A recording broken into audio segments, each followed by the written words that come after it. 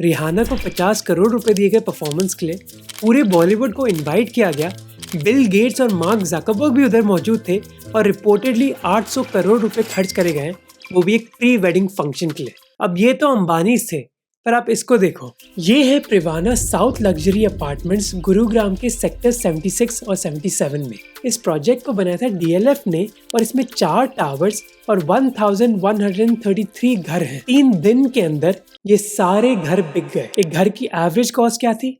7 करोड़। 3 दिन में DLF ने 7,200 करोड़ रुपए कमाए। 70 to 100 crore is what you've raised in your new project in less than 72 hours. That is correct. ये घर आपको सस्ते लगेंगे जब आप इनको दूसरे लग्जरी रेसिडेंशियल प्रोजेक्ट से कंपेयर करोगे, जैसे DLF का कमिलियस प्रोजेक्ट गुरुग्राम में, जहाँ एक घर की कीमत करीब 100 करोड़ रुपए है। एक movie theatre, club, full boxing ring के साथ एक जिम और एक इंडोर हीटेड पूल, ये बस कुछ अमेनिटीज हैं जो DLF कमिलियास में मौजूद है। Welcome to the lives of crazy rich Indians.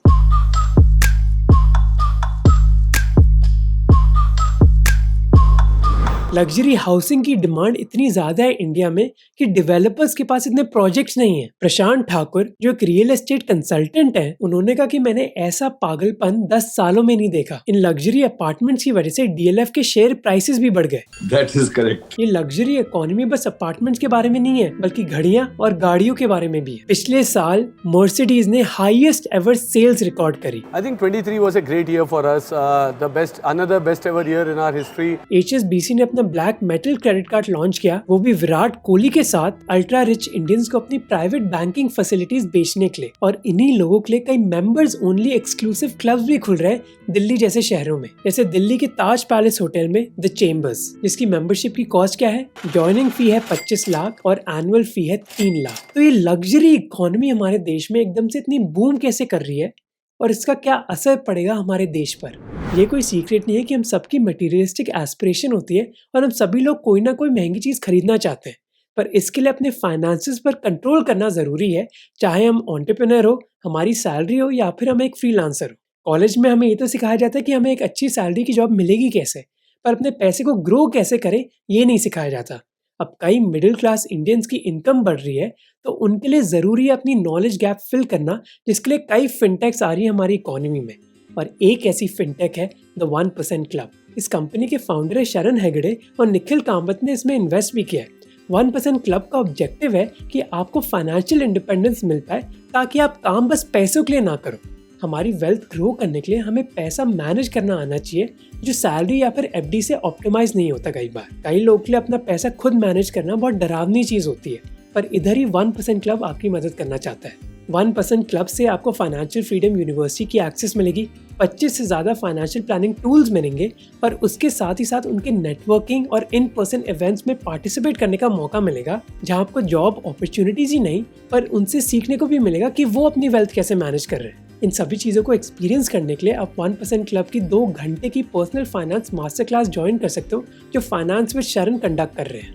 इस मास्टर क्लास में आपको सीखने को मिलेगा म्यूचुअल फंड इन्वेस्टिंग के बारे में, अर्ली रिटायरमेंट प्लानिंग के बारे में और टैक्सेस में आप कैसे पैसे बचा सकते हो 5 सीक्रेट टूल्स के जरिए। तो अगर आप अपने पैसे को ग्रो करना चाहते हो, ये मास्टर क्लास ज्वाइन करो। आपके लिए 50% ऑफ भी है, डिस्क्रिप्शन में लिंक है। सबसे पहले समझते हैं कि ये रिच इंडियंस है कौन। इस चीज़ को करने के लिए 2 तरीके हैं। पहला तरीका है एब्सोल्यूट नंबर देखना, जैसे हमारे देश में कितने करोड़पति हैं। पिछले साल करीब 2 लाख लोगों ने 1 करोड़ से ज्यादा पैसा कमाया हमारे देश में। ये मैं इनकम की बात कर रहा हूँ, वेल्थ की नहीं। इनकम और वेल्थ में फर्क होता है। इनकम देखते हैं कि आपको कितना पैसा मिला, जैसे सैलरी, जबकि वेल्थ आपकी प्रॉपर्टी, गोल्ड और इन्वेस्टमेंट्स को भी कंसिडर करती है। पर वेल्थ का डेटा इतना अच्छा नहीं है, इसलिए हम इनकम की ही बात करेंगे। अब आप में से कई लोग को 2 लाख का नंबर कम लग रहा होगा, पर आप कहोगे कि कई लोग हैं जो इनकम टैक्स फाइल नहीं करते पर वो करोड़पति हैं। तो ठीक है, ये बात मान भी ली, तो 2 लाख करोड़पति नहीं तो कितने होंगे? 4 लाख, 8 लाख, 10 लाख। एक सीनियर इनकम टैक्स ऑफिसर ने कहा कि क्योंकि अब बैंक्स बेटर रिपोर्टिंग कर रहे हैं, इस वजह से अपना पैसा छुपाया इतनी आसानी से नहीं जा सकता, इसीलिए 2 लाख करोड़पतियों का नंबर इतना गलत नहीं होगा। दूसरा तरीका है रिलेटिव बेसिस पर, यानी कि ये देखना कि टॉप 10% और टॉप 1% इंडिया में कौन कौन आता है। हमारे प्राइम मिनिस्टर की इकोनॉमिक एडवाइजरी काउंसिल है, जो प्राइम मिनिस्टर को सलाह देती है कि उनको कैसे डिसीजंस लेने चाहिए। इस काउंसिल ने एक रिपोर्ट प्रिपेयर करी थी, और गेस करो कि आपकी मंथली इनकम क्या होनी चाहिए जिससे आप टॉप 10% में आ जाओगे इंडिया के। 3 सेकंड देता हूँ आपको। 25,000। 25 कम है क्या? अगर आपकी मंथली इनकम 25,000 है तो कंग्रेचुलेशंस, आप इंडिया के टॉप 10% में आ गए। ये नंबर कम लग रहा है तो दूसरी रिपोर्ट देख लेते हैं। वर्ल्ड इनक्वालिटी रिपोर्ट के हिसाब से टॉप 10% में आने के लिए आपकी मंथली इनकम 1 लाख रुपए होनी चाहिए। इंडिया में मोस्टली सभी बिजनेसेस इस टॉप 10% पॉपुलेशन को ही टारगेट कर रहे हैं।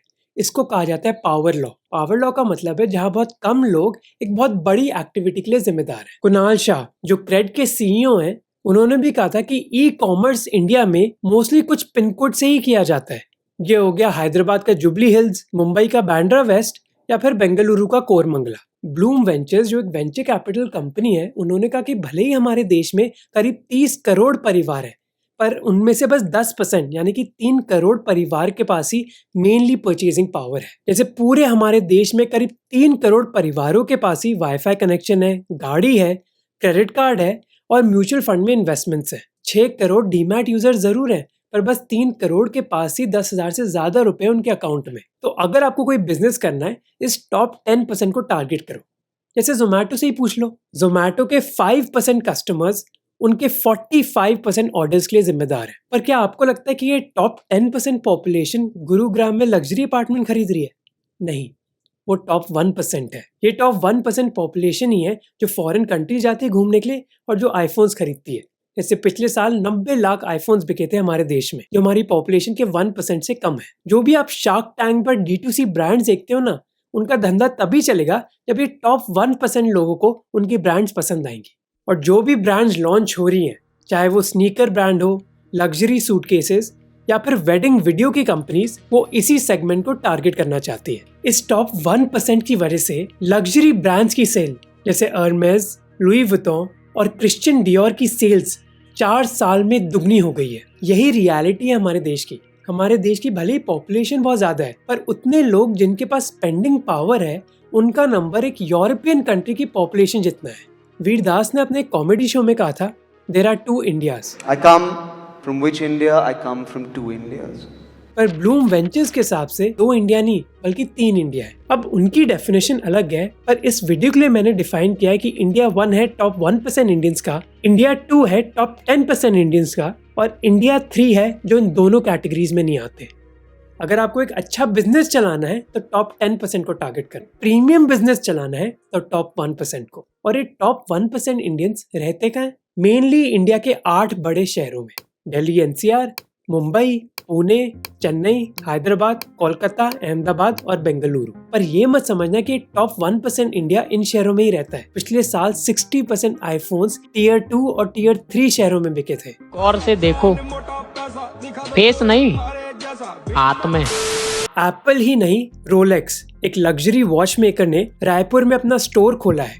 लग्जरी रिटेलर बुल्गारी ने अपनी वॉचेस और ज्वेलरी की एग्जीबिशन लखनऊ में करी। थाईलैंड की एक luxury brand Lotus the Weaver ने लुधियाना में एक एग्जीबिशन करी। कई प्राइवेट वेल्थ मैनेजमेंट कंपनीज भी अब इन शहरों में एंटर करना चाहती हैं। प्राइवेट वेल्थ मैनेजर्स अमीर लोगों का पैसा मैनेज करते हैं, जिसके बदले में उनको एक फी मिलती है। ऐसी कंपनीज टॉप 1% को टारगेट नहीं करती, बल्कि टॉप 1% की भी एक छोटी सी लेयर को टारगेट करती है, जिनको कहा जाता है UHNWIs, ultra high net worth individuals. इन लोगों की नेटवर्थ है $30 मिलियन यानी कि 250 करोड़ रुपए, और पूरे हमारे देश में ऐसे 13,000 लोग हैं। पर अब कई वेल्थ मैनेजमेंट कंपनीज ऐसे लोगों की तलाश में है टियर 2 और टियर 3 शहरों में, जैसे मोरबी, वापी, पानीपत, लुधियाना, तिरुपुर, रायपुर, देहरादून, जमशेदपुर और राजकोट। इस इंडस्ट्री में कई कंपनीज है, जैसे Motilal Oswal private wealth, 361 wealth and asset management और वाइट ओक कैपिटल AMC। ऐसी सर्विसेज की डिमांड इतनी ज्यादा है कि ये सारी कंपनीज एक दूसरे के साथ लड़ाई कर रही हैं वेल्थ मैनेजर्स के लिए। एक साइड नोट, अगर आप फाइनेंस में इंटरेस्टेड हो तो एक प्राइवेट वेल्थ मैनेजर की जॉब अच्छी हो सकती है।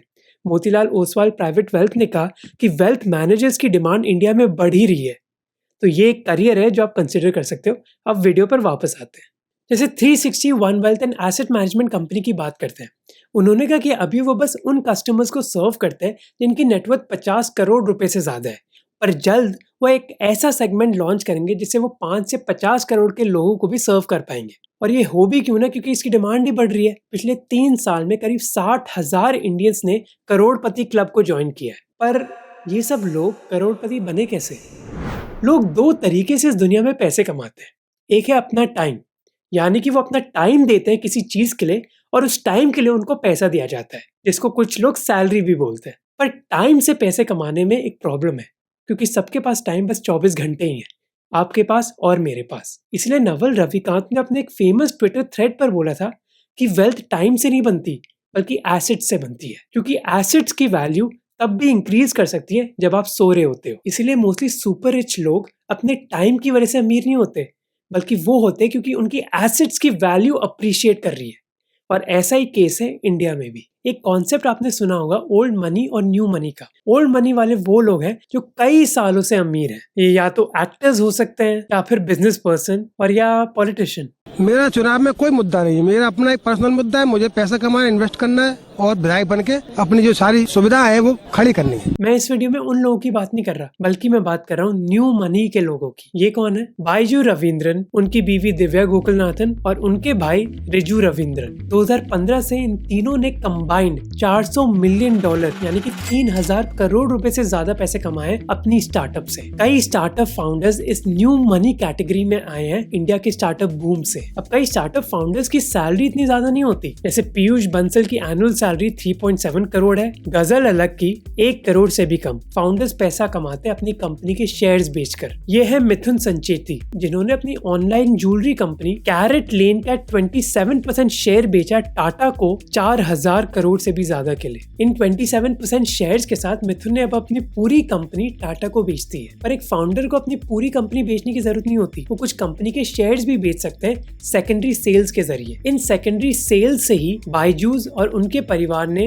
अपना पैसा कमाया। प्राइमरी सेल होती है शेयर्स की, जब शेयर बेचकर कंपनी को पैसा मिलता है, जबकि सेकेंडरी सेल में कंपनी को पैसा नहीं मिलता बल्कि फाउंडर को पैसा मिलता है। कई इन्वेस्टर्स को ये सेकेंडरी सेल्स नहीं पसंद, क्योंकि इनकी वजह से फाउंडर की ओनरशिप कम हो जाती है और कंपनी को पैसा भी नहीं मिल रहा। अब अगर फाउंडर की ओनरशिप ही नहीं है कंपनी में, तो वो क्यों मेहनत करेगा? उससे तो अपने शेयर बेच लिया और पैसा कमा लिया। अब अश्नीर ग्रोवर ने ट्विटर पर जरूर कहा कि फाउंडर्स को सेकेंडरी सेल करनी चाहिए, पर कई इन्वेस्टर्स मानते कि इससे ये सिग्नल मिलता है कि फाउंडर कंपनी बनाने में इंटरेस्टेड नहीं है। थोड़ी बहुत सेकेंडरी सेल से कोई प्रॉब्लम नहीं है, क्योंकि इस चीज की वजह से फाउंडर को भी राहत मिल जाती है। वो अपना कर्ज चुका सकते हैं, घर खरीद सकते हैं और 2-3 सालों के लिए उनकी अच्छी इनकम भी होगी। पर अगर उन्होंने ज्यादातर शेयर बेच ही दिए, तो क्या वो मेहनत करेंगे कंपनी बनाने में? पर इन सेकेंडरी शेयर्स को बेचकर ही कई फाउंडर्स पैसा बना रहे हैं और घर खरीद रहे हैं। अब स्टार्टअप फाउंडर्स ही इस न्यू मनी की कैटेगरी में नहीं आए, कई प्रोफेशनल्स भी आए हैं, चाहे वो कॉर्पोरेट एग्जीक्यूटिव्स हो या फिर लॉयर्स। पर जो स्पीड होती है वेल्थ क्रिएशन की, वो कॉर्पोरेट वर्ल्ड में कम होती है और स्टार्टअप वर्ल्ड में ज्यादा। और इस स्टार्टअप वर्ल्ड से कई एम्प्लॉयज को भी फायदा मिलता है सेकेंडरी सेल से। ये होता है ईसॉप्स के जरिए। और एक अच्छा एग्जांपल है इस चीज का फ्लिपकार्ट। फ्लिपकार्ट का ईसॉप पे आउट इतना ज्यादा था कि बेलंदुर एरिया में 3.5 से 5 करोड़ के 4 BHK और विलास की डिमांड बहुत हाई हो गई थी, क्योंकि उधर ही फ्लिपकार्ट ऑफिस भी लोकेटेड है। ईसॉप्स का फुल फॉर्म होता है एम्प्लॉय स्टॉक ओनरशिप प्लान, जिससे एम्प्लॉयज को ओनरशिप मिलती है कंपनी में। एक बहुत अच्छा तरीका है लॉयल्टी डेवलप करने का, क्योंकि अगर कंपनी अच्छा करेगी तो उसकी वैल्यूएशन बढ़ेगी, वैल्यूएशन बढ़ेगी तो ईसॉप्स की वैल्यू बढ़ेगी और एम्प्लॉय को फायदा मिलेगा। यूजुअली वो लोग जो ज्यादा लंबे टाइम काम करते हैं उनको ज्यादा ईसॉप्स मिलते हैं। अब फ्लिपकार्ट का ईसॉप पे आउट हुआ था फोन पे की वजह से, पर हम इसके बारे में ज्यादा डिटेल में नहीं जाएंगे। मैटर ये करता है कि इस पे आउट की वजह से कई फ्लिपकार्ट एम्प्लॉयज इंडिया 1 की कैटेगरी में आ गए। कई फ्लिपकार्ट एम्प्लॉयज एक घर की तलाश में थे, इसलिए नहीं कि उधर वो रहना चाहते थे, बल्कि वो उनका दूसरा घर होना था। क्यों? टैक्स बचाने के लिए। अब ये पोर्शन थोड़ा कॉम्प्लेक्स होगा, पर आपके लिए जरूरी है समझना, ताकि आप समझ पाओ कि इंडिया की लग्जरी प्रॉपर्टी मार्केट और हमारी स्टार्टअप्स में क्या कनेक्शन है। मान लो आप एक बिजनेस ओनर हो और आपने अपना बिजनेस बेचा। अगर आपके पास अपने बिजनेस के शेयर्स 2 साल से ज्यादा के लिए थे, तो आपको एक long term capital gain tax देना होगा। अगर बिजनेस की वैल्यू 5 करोड़ से ज्यादा थी, तो ये टैक्स होता है 24% का। तो अगर आपने 100 करोड़ के शेयर बेचे, आपको 24 करोड़ का टैक्स देना होगा। इस टैक्स को बचाने के लिए लोग क्या करते हैं? वो यूज करते हैं इनकम टैक्स एक्ट का सेक्शन 54F। इस एक्ट को यूज करके आप टैक्स बचा सकते हो अगर जो भी आपने पैसा कमाया अपना बिजनेस को बेचकर आप वो एक रेसिडेंशियल प्रॉपर्टी में इन्वेस्ट कर दो। तो अगर आपने बिजनेस भेजा 100 करोड़ रुपए में, आप 100 करोड़ की रेसिडेंशियल प्रॉपर्टी खरीदो जिससे आपको कोई भी long term capital gain tax नहीं देना होगा, 0 टैक्स। बस इसमें एक प्रॉब्लम आती है कि एक बिजनेस ओनर बस एक ही प्रॉपर्टी खरीद सकता है। इसी वजह से कई बिजनेस ओनर्स अपने भांजा, भाई, बहन को कैप टेबल पर डाल देते हैं, यानी कि उनको इन्वेस्टर्स बना देते हैं, जिससे जब बिजनेस बिके सब अपनी प्रॉपर्टी खरीद पाए। अब अगर एक ही ओनर होगा 100 करोड़ के बिजनेस का, तो उनको 100 करोड़ की रेसिडेंशियल प्रॉपर्टी खरीदनी होगी। पर अगर आपने 4 फैमिली मेंबर्स को ओनर बना दिया तो चारों ओनर्स 25 करोड़ की प्रॉपर्टी खरीद पाएंगे।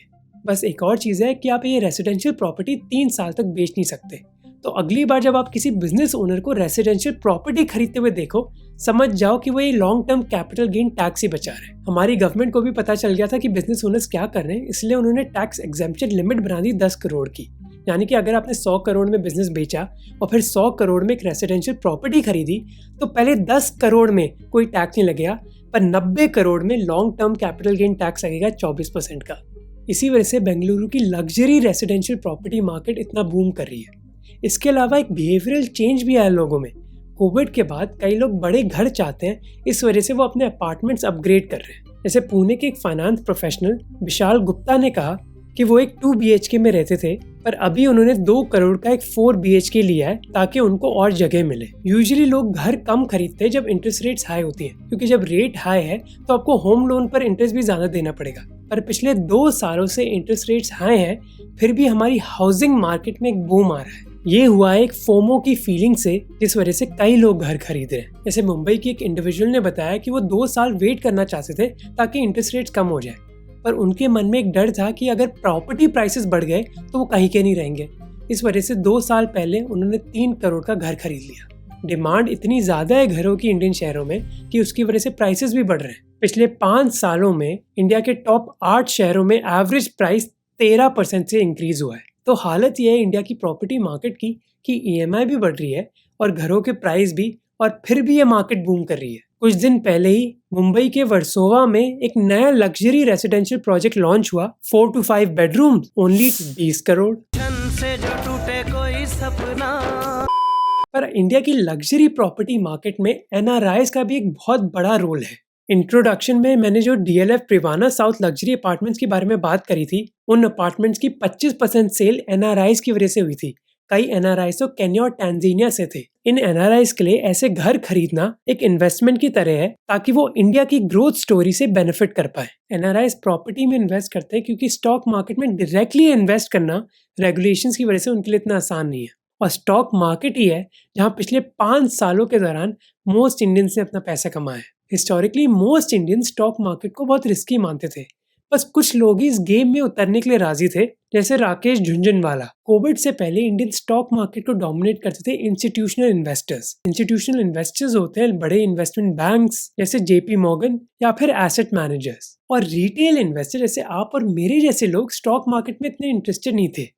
ये चेंज हुआ कोविड के दौरान, जब स्टॉक मार्केट भी बढ़ी और कई फिनफ्लुएंसर्स भी आए। अगर आप अपने 20s में अपनी इन्वेस्टिंग जर्नी शुरू कर रहे हैं तो ये वीडियो आप ही के लिए बना है। कई रिटेल इन्वेस्टर्स फिर ये स्टॉक मार्केट की गेम में उतरे, चाहे रेडिट से सीखकर, यूट्यूब पर या फिर कोर्सेज के जरिए। कई कंपनीज ने बहुत बड़ा बिजनेस बनाया इन रिटेल इन्वेस्टर्स को टारगेट करके।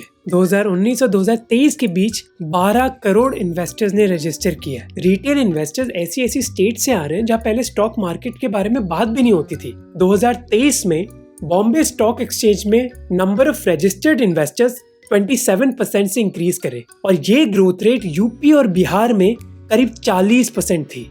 और मोस्टली फायदा हुआ है इंडिया के अमीर लोगों का। 72% एफ्लुएंट इंडियंस यानी कि अमीर इंडियंस ने कहा कि स्टॉक मार्केट एक बहुत बड़ा कारण है उनकी वेल्थ के पीछे। जिनका फायदा स्टॉक मार्केट से नहीं हुआ, उनका गोल्ड से हुआ। जैन 2020 में 10 ग्राम्स गोल्ड की कॉस्ट थी 39,000 रुपीज। दिसंबर 2023 में करीब 62,000, यानी 65% का इंक्रीज। गोल्ड खरीदना एक ट्रेडिशनल चीज रही है इंडियन घरों में। इनफैक्ट दुनिया का 11% गोल्ड इंडियन हाउस होल्ड्स के पास ही है। ये इसलिए क्योंकि गोल्ड एक सेफ एसेट माना जाता है। इन्फ्लेशन या फिर एक्सचेंज रेट फ्लक्चुएशन से गोल्ड के प्राइस पर इतना असर नहीं पड़ता, चाहे रशिया यूक्रेन वॉर हो, कोविड या फिर इकोनॉमिक स्लोडाउन। गोल्ड के प्राइसेस इतने डगमगाते नहीं है। इसी वजह से जब भी कोई क्राइसिस चल रहा होता है दुनिया में, कई इन्वेस्टर्स गोल्ड खरीदते हैं। जिसकी वजह से गोल्ड का दाम पिछले 4-5 सालों में बढ़ा है। इनफैक्ट एक इन्वेस्टर ने कहा कि जब गोल्ड प्राइसेस बढ़ते हैं तो इंडियन कंज्यूमर बहुत खुश हो जाता है और कई चीजें खरीदने लग जाता है, चाहे उन्होंने वो एक गोल्ड बेचा भी ना हो। पर लोगों के पास अब पैसा है, इसका मतलब ये नहीं कि वो खर्च करेंगे। कई लोग बहुत कंजूस भी होते हैं। पर अब इंडिया में अमीर लोगों का एटीट्यूड भी बदला है। अरे यार कितनी गंदगी है इस देश में। पहले के जमाने में लोग अपना पैसा छुपा कर रखते थे, पर अब वो इसको दिखाना चाहते हैं। छोटो एक कप चाय ला। छुट्टा नहीं है। अरे ये तेरी टेप है, टेप ले। ये क्लियर हो जाता है इंस्टाग्राम रील से। ये हो रहा है नोवो रीच के राइज से। नोवो रीच एक फ्रेंच वर्ड है उन लोगों के लिए जो रिसेंटली अमीर हुए और अपना पैसा दिखाना चाहते हैं। गोल्डमैन सैक्स ने अपनी रिपोर्ट में कहा कि हमें ऐसे लोग और दिखाई दे रहे हैं हमारे देश में। ये लोग पैसा कमा रहे हैं बस सेव करने के लिए नहीं, बल्कि खर्च करने के लिए भी। और इसी वजह से अब हमारे देश में ज्यादा SUVs बिक रही हैं। 2022 में 42% गाड़ियां जो बिकी थी हमारे देश में वो SUVs थी, और एक साल बाद ये नंबर 48% हो गया। अब इंडिया 1 और इंडिया 2 अकेला नहीं है जो खर्च कर रहा है, इंडिया 3 भी खर्च कर रहा है। अगर आप उबर ड्राइवर को भी देखोगे, वो भी अच्छे से अच्छा फोन लेकर ही घूमते हैं। गवर्नमेंट के लेटेस्ट डेटा ने दिखाया है कि रूरल और अर्बन एरियाज में लोग अब ज्यादा पैसे खर्च कर रहे हैं। पर अगर आप मास प्रोडक्ट्स की सेल्स पर नजर डालोगे तो पिक्चर बहुत अलग है। मर्सिडीज की जरूर रिकॉर्ड सेल्स हो रही है, पर ट्रैक्टर की सेल्स डिक्लाइन कर रही है। नेस्ले ने कहा कि उनके प्रीमियम प्रोडक्ट्स बहुत अच्छा कर रहे हैं, पर मास प्रोडक्ट्स इतने बिक नहीं रहे। तो जहां इंडिया 1 और इंडिया 2 बहुत अच्छा कर रहा है, इंडिया 3 के बारे में ऐसा जरूरी नहीं है। इंडिया 1, 2 और 3 की दुनिया बहुत अलग है, और इस चीज को सेपरेटेड रखने के लिए वो अपने बीच दीवारें लगाते हैं। पर इंडिया में प्रॉब्लम यह है कि ये दीवारें बहुत पतली हैं। इसी वजह से मुकेश अंबानी की भी गाड़ी उसी सड़क पर जाती है जहाँ एक झुग्गी झोपड़ी है। यूजुअली इन 3 इंडिया के बीच कभी लड़ाई नहीं होती, क्योंकि सारा पैसा और पावर तो इंडिया 1 के पास ही है। बस 2 जगह ही हैं जहाँ इन तीनों के बीच इक्वालिटी है, एक है इलेक्शंस और दूसरा है सोशल मीडिया। तो जो चीज़ इंडिया 3 के लिए एंटरटेनिंग है वो इंडिया 1 के लिए क्रिंज है। आज के बाद किसी भी लड़की को लड़के से पीछा छुड़ाना हो ना तो उसको ये दिखा देना। को 1 सेकंड के लिए पीछे वाला कमाल खान लगा। पर जैसे ही आप सोशल मीडिया और इलेक्शन से बाहर आते हैं, ये इक्वालिटी भी उधर ही चली जाती है।